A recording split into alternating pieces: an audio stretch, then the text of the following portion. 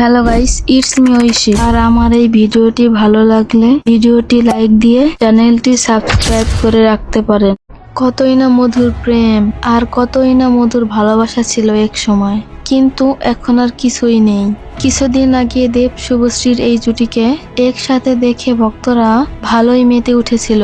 আর উঠবেই না কেন, সবাই তো আশাই ছিল কবে হবে এদের মিল। কিন্তু সব কপাল কি আর এক হয়? কিছু বুঝে ওঠার আগেই শেষ হয়ে গেল তাদের সব প্রেম ভালোবাসা। তারপর থেকেই দুজনে আর তেমন কোনো মিল দেখা যায়নি, হয়নি কোনো যোগাযোগ, হয়নি কোনো অভিনয়ের কাজও। এদিকে দেব পড়ে যায় রুক্মিণীর প্রেমে, আর শুভশ্রী পড়ে যায় রাজ চক্রবর্তীর প্রেমে। আর শুভশ্রী খালি প্রেমেই পড়েননি, বিয়ের পিড়িতেও বসে পড়েন। এভাবে তো অনেক দিন পার হয়ে গেল।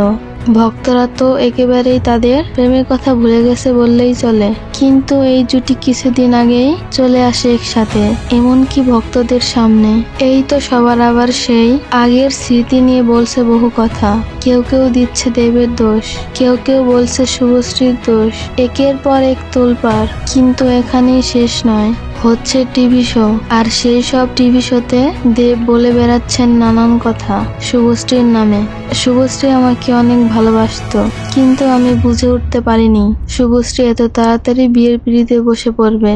আবার শুভশ্রীর দোষও দিয়ে বেড়াচ্ছেন দেব। এত কিছুর পরে শুভশ্রী আর বসে থাকতে পারলেন না। এবার এক পর্যায়ে দেবকে হুমকি দিয়ে বসলেন শুভশ্রী। শুভশ্রী বলেন, এরপর যদি দেব আমাকে নিয়ে আর একটা কোনো বাজে মন্তব্য করে, তাহলে আমি দেবকে মানহানির মামলা করতে বাধ্য হব। অনেক সহ্য করেছি দেবকে, আর নিতে পারছি না। কিছু না বলাতে একের পর এক মন্তব্য করে যাচ্ছে টকশোতে। এই খবর সোশ্যাল মিডিয়াতে আসার সাথে সাথে শুরু হয়েছে তোলপাড়। ভক্তরা করছেন নানান মন্তব্য।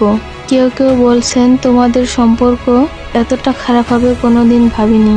আর তাছাড়া দেব শুভশ্রীর ভক্তরা তাদের পুরনো জুটি একসাথে দেখে খুব মেতে উঠেছিল।